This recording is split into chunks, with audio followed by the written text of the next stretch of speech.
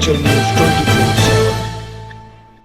जैसे जैसे प्रदेश में 2022 के चुनाव नजदीक आ रही हैं, वैसे वैसे मंच पर राजनीति गर्माती नजर आ रही है। पिछले कल भाजपा राष्ट्रीय महामंत्री विनोद तावड़े ने चंबा जिला स्तरीय भाजपा अल्पसंख्यक सम्मेलन में केंद्र व हिमाचल भाजपा सरकार द्वारा अल्पसंख्यकों के कल्याण के लिए चलाई जा रही योजनाओं के बारे में वहां पर उपस्थित अल्पसंख्यक समुदाय के लोगों को जानकारी दी। साथ ही उन्होंने प्रदेश में सरकार व केंद्र सरकार कार्य कर रही है उसकी भी सराहना की। उसी का जवाब मांगते हुए आज हिमाचल कांग्रेस कमेटी अल्पसंख्यक विभाग के वरिष्ठ उपाध्यक्ष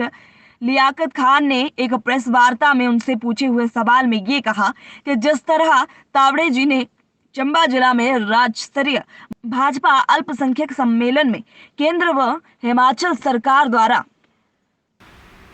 पिछले कल भारतीय जनता पार्टी के राष्ट्रीय महामंत्री माननीय विनोद तावड़े जी चंबा भाजपा अल्पसंख्यक सम्मेलन में आए और उन्होंने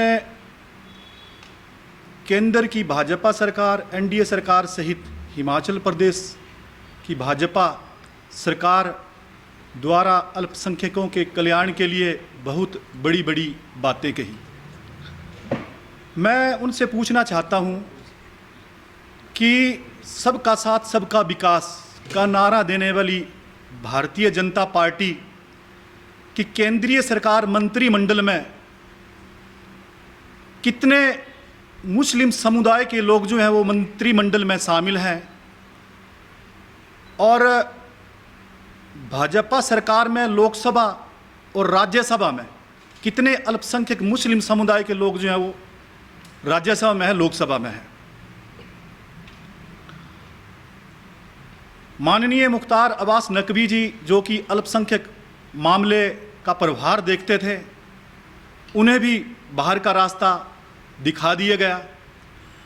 और सबसे बड़ी बात यह है कि सरकार के अंदर जो संवैधानिक पद होता है, मैं सिर्फ मुस्लिम समुदाय की बात नहीं करूंगा, मुस्लिम समुदाय के साथ साथ अल्पसंख्यक समुदाय के कितने लोगों को जो है संवैधानिक पद पर जो है भाजपा सरकार ने जो है वो आसीन किया है। सिवाय एक केरला के जो राज्यपाल हैं आरिफ मोहम्मद को छोड़कर किसी भी व्यक्ति को जो है वो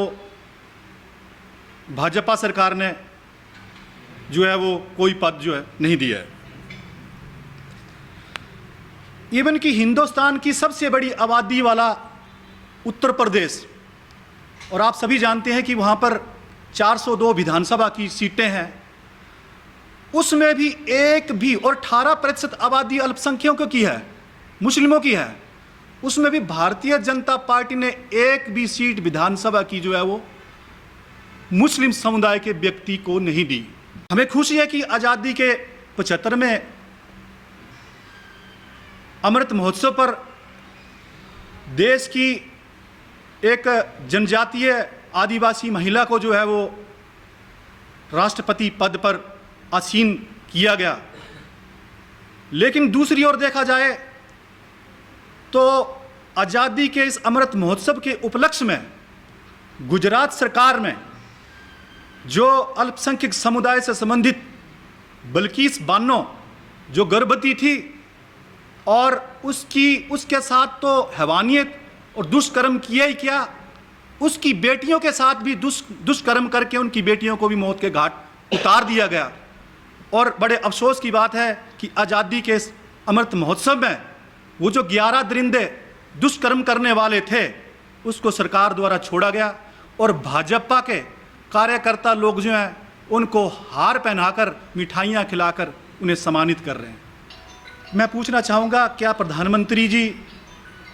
इस पर कुछ बोलेंगे? क्या हमारे माननीय मुख्यमंत्री जी इस पर कुछ बोलेंगे? कल भाजपा के सम्मेलन में हमारे अल्पसंख्यक समुदाय के